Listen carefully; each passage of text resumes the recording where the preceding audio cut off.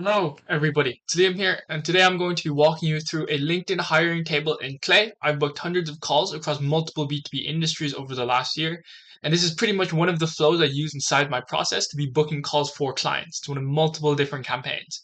And I'll literally walk you through the whole process. It's literally scraping Indeed and LinkedIn, enriching basically scraping Indeed, scraping LinkedIn, putting it through some AI, making sure they're not a staffing agency, and then you enrich all the leads, and then you contact them, basically saying, hey, look, I saw you were hiring for this. I do this cheaper price. I can do it better. Would you like to talk? So I'll give you the rundown and how you can run this automatically on a day-to-day basis. So this all begins. Whoops, I just zoomed in. This all begins with Clay. Right inside Clay, they have an import data from Appify actor function. This is where everything kind of begins. So if I go into add, so this is like my like YT setup pretty much. But if I go into here and I go into Appify, so I have import data from Appify Actor. So if I click import, and then you have to set all this up. I trust you know how to do this. If not, I can probably make a video as well. But you just basically set up your Appify account. You get your Appify API key, which I can't show you because then you log into my Appify account. And there's like a ton of scrapers and stuff, which I'm making videos on as well. But I'll show you the ones I'm using now. And I'll just show you how to set this up. So when you go into Appify, right, you have all these scrapers and stuff, and you're like, which one's actually relevant? Which one is something I should probably be using? So if we go into store, right, if you just look up linked uh, uh, LinkedIn hiring, I think is the word. Fuck. Bro, I forgot the name. That's because I have it here, man. Right, whatever this one is, this LinkedIn job scraper. Yeah, I just I forgot. Whatever. Pretty much you come into here, right? And how you set this up is this is the LinkedIn job scraper. I don't understand why people are giving it a 2.7 review. This is brilliant. It doesn't even require cookies. Like this is great. So you come in here, you come into Appify and you basically like rent this actor out and you buy it for whatever it is per month. It's $30 or something, and then usage, which is like fucking nothing, so it's fine. And then what you do is you come over here, you create a task, and then I'll just do this live so I can like um YT remove, just so I know to just get rid of this shit later. I love you guys, but it's just like I just don't want to deal with this. So you basically make an Applefy actor called like YT.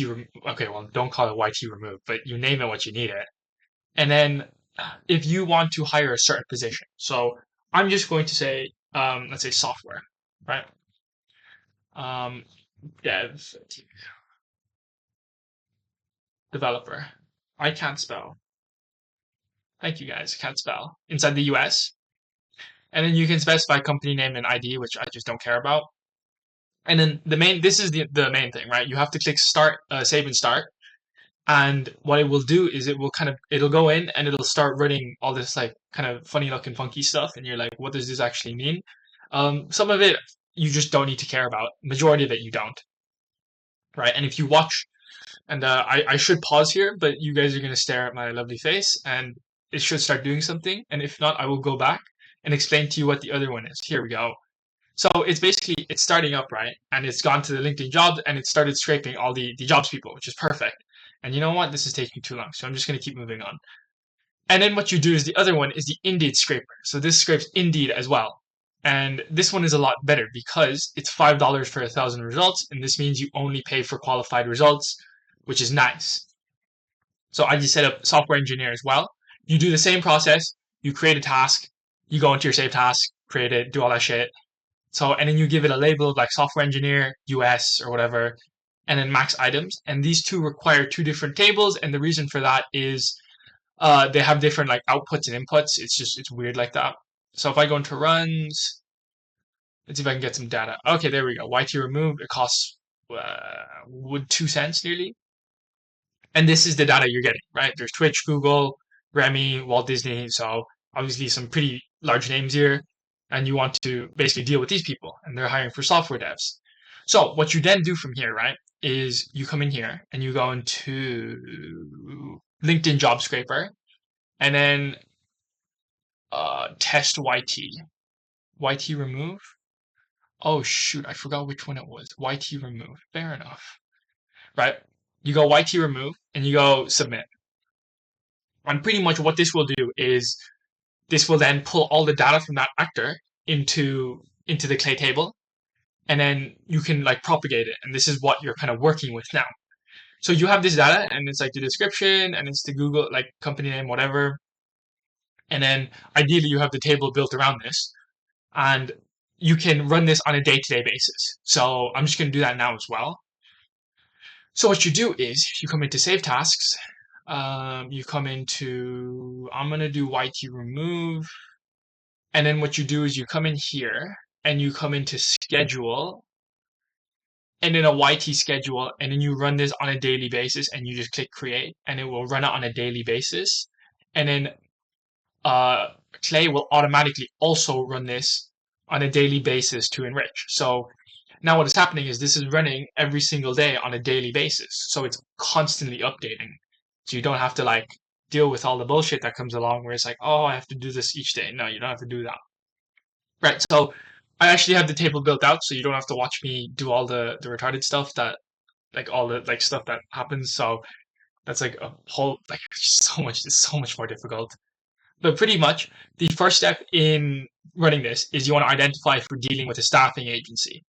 Because staffing agencies obviously are staffing agencies. You don't want to contact them if they're not the actual brand hiring.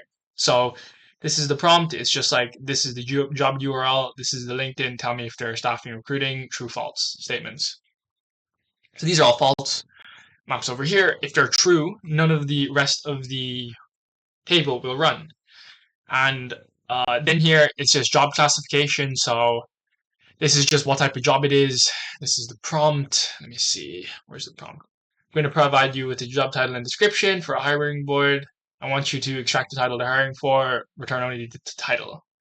So the reason it's like this is because I can then segment what they're hiring for. So if I'm like, you need to specifically only hire for like software engineer of this exact title, and if they're not hiring, output no. So it's something like that. So if they're not, you can like start removing unqualified people. And then from here, you need to get their domain. So pretty simply, you can just be like, I'm going to provide you with the company's LinkedIn, find their domain or output NA. And then sometimes, which we don't have it here, you get the email of the person or the first name and last name of the person that is working at this company that has put up this job post when this is on LinkedIn. And a few of the other tables will show it, but I can't show them, of course. And what this will do is this will run through a waterfall process where it'll put it through Find Email, Lead Magic, Prospeo, Drop Contact, Hunter, and Datagama, something. That's how you say it. And then pretty much at the end, you then put it through a validate email for Lead Magic, and then you get a master email at the end. And if that doesn't exist, you want to find people in that specific company using certain like Apollo or the enrichment inside Clay. So what this basically looks like is, I'm going to be honest, I kind of riffed this like off the bat. I just copy and pasted the table, so this isn't right. This is for marketing, and uh, and this is for Ireland also, which is completely irrelevant. But you get the point of the process I'm trying to make. Pretty much, you come in here and you get a list of job titles that are in charge of hiring software developers, which obviously these aren't. And then you just put it in, and then you're like, okay, like these are the titles, and then you put in the company domain, and then you put in the locations. So if you only want Ireland, which is here, which I should have put US, which I did in the other one, you then get an output return, right? And then obviously I found 0 people because it's just completely irrelevant. And then what happens is sometimes this will create 0 records because we're mapping it to a different table then. So if it has 0 records, we then ask another column with Apollo to run a different one. And this one I adjusted because obviously I have the video trying to show you guys how this works. So this is like, if we don't find C-suite executives, then we go into like founders and the CEOs and well, chief executive officer as well. But you get the point. Like a layer up. And this is pretty much US domains, etc. And this basically means that if no records have been written over, then we run this column. And what's nice is this is free. So if you want to do this like Apollo setup is free, right? And long story short, we do the same thing for Indeed. we just literally we do the oh, sorry, right. So in this situation, we don't actually have the LinkedIn because obviously it's from Indeed, but we have a company name. So I just asked AI to scrape the web and look for their um, website and LinkedIn. I then put it in a field like this, and then we then obviously hopefully got some sort of website and LinkedIn. Check if they're a recruitment agency. We checked their job titles. Wow, okay, this created a few, and then we just did the same process. Like nothing, literally nothing changed. Like it's just the same process. So there's that, and then from here we then go into a hiring table, and this looks like a lot, but it's not really. Pretty much, we have so skip this bit. I don't do this yet. Basically, I do a role abbreviation, so I just make sure I understand what role I'm dealing with. So this just means that when I put it inside the copy, it's a lot of like it's it's not like I'm not sending this inside my copy when I'm not sending software engineer AI intern summer 2025 in my copy. Like, that's stupid. So we use AI to abbreviate it. This is the prompt, whatever you can deal with that.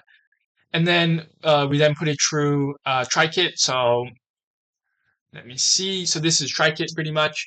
This now we're looking for emails of people to target. So we just put in.